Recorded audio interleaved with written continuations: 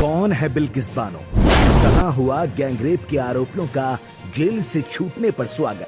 दुनिया में जब भी दंगे होते हैं अपने पीछे बहुत सारे जख्म, पीड़ा, दर्द छोड़ जाते हैं। करने वाले तो चंद ही लोग होते हैं और दंगों की आग में दहकने वाले बहुत सारे। अब ये सवाल आता है कि क्या वाकई में कोई भी धर्म एक दूसरे को मारने की इजाजत देता है? कुछ लोगों के पीछे एक बड़ी भीड़ चल देती है और निर्दोष लोग उस भीड़ का निवाला बन जाते हैं। वही भीड़ उन निर्दोष लोगों को कभी भूलने नहीं देती, ऐसे गम और ऐसे जख्म दे जाती है। इन दंगों में दोनों तरफ से लोगों की फैमिली खत्म हो जाती है, दर्द मिलता है, आंसू मिलते हैं, सिसक मिलती है, लेकिन फिर भी लोग नहीं मानते।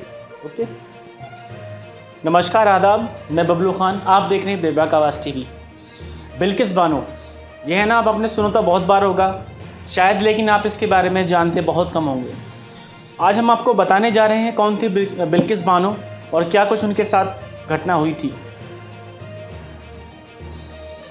फरवरी 2002, जब गुजरात के अंदर गोधरा में कार सेवकों की गाड़ी जला दी गई, रेलगाड़ी। उसके बाद में वहाँ दंगे स्टार्ट हो गए। बिल्किस बानो और उसका परिवार पास के गांव में रहता था, जो दंगे भड़कने के बाद में उस गांव से भाग निकला और एक दूसरे गांव में उन्होंने शरण ले ली।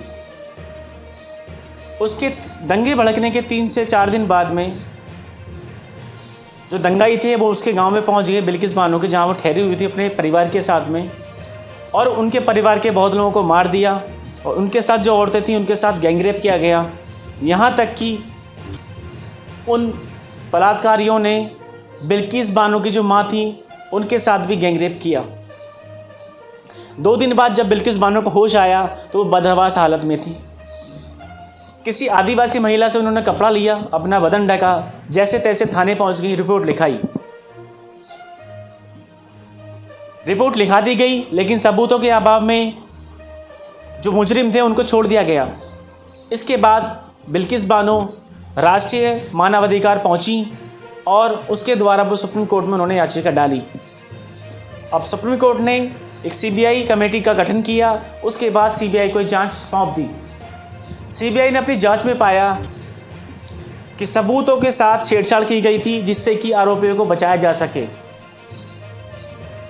सीबीआई के जांच के आधार पर लगभग आधा दर्जन पुलिस वाले दोषी पाए गए, उन पे कार्रवाई की गई और उसके बाद ये जो 11 आरोपी थे, ये हत्या और बिल्किस बानो के साथ साथ दूसरी औरतों के साथ गैंगरेप करने के आरोप में जेल भेज दिए गए। इनको उम्र कैद हो गई।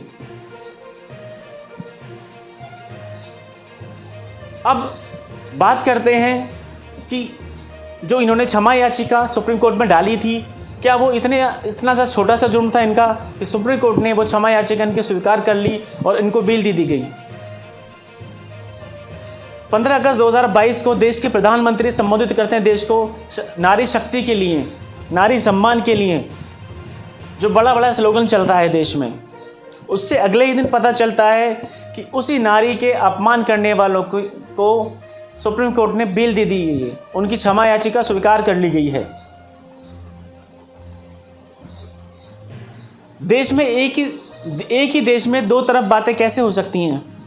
एक तरफ देश के प्रधानमंत्री नारी शक्ति, नारी सम्मान का नारा देते हैं और दूसरी तरफ अगले ही दिन उसी नारे का अपमान करने वाले लोग जेल से बाहर होते हैं। और उससे भी बुरी बात ये कि कुछ लोग उनके सम्मान के लिए, जब वो दोषी जेल से बाहर आए, उनके सम्मान के लिए फूल मालाओं से उनका स्वागत करते हैं, मिठाइयाँ बांटी जाती हैं, ढोल ताशे बजाए जाते हैं। ये देश में पहली बार नहीं हुआ है जब किसी गैंगरेप जैसी आरोपी के साथ में इस तरह से उनका स्वागत किया गया हो। ये पिछले कुछ सालों से हिंदुस्तान में रीत चल गई है कि जो भी इस तरह के दोषी होते हैं एक समुदाय से, एक जाति से, और पीड़ित होते हैं दूसरी जाति से, तो उनका इसी तरह से स्वागत किया जा रहा है। हमारा देश किस ओर जा रहा है, हमारी मानवता किस ओर जा रही है? देश के बुद्धिजीवी बड़ी बड़ी बातें तो करते हैं, लेकिन वाकई में जब इस तरह की चीज़ें देखने को मिलती हैं तो बड़ी बड़ी बातें वो हवा हवाई हो जाती हैं। दूसरी तरफ उनके बाहर निकलने पे परिवार को एक बार फिर से डर का माहौल है। उन्हें फिर से डर है कि उनको पहले की तरह फिर से धमकियां मिलेंगी और जान का भी खतरा बेशक होगा, और सारे के सारे आरोपी बाहर आ चुके हैं। जहां देश में कानून है कि एक लड़की को आप घूर नहीं सकते, उसकी मर्जी के बिना देख नहीं सकते, वहीं गैंगरेप जैसी जघन्य वारदात के पीछे उनको बेल मिल जाती है। ये कहां तक सही है? हमें आपसे इस बारे में लाइक्स चाहिए, कमेंट्स चाहिए कि हमारी जानकारी आपको ये कैसी लगी और कहां तक ये बातें जो देश में हो रही हैं सही हैं। क्या उनको वाकई में बेल मिलनी चाहिए थी? क्या वो क्षमा प्रार्थी थे वाकई में कि उनको इस तरह की अपराध की क्षमा मिलनी चाहिए? उम्मीद करता हूं आप लोग कमेंट सेक्शन में जाके कमेंट ज़रूर करेंगे किस तरह की आपको जानकारी ये लगी और क्या सुझाव आप देंगे सरकार को। मैं बबलू खान, आप देख रहे थे बेबाक आवाज़ टीवी।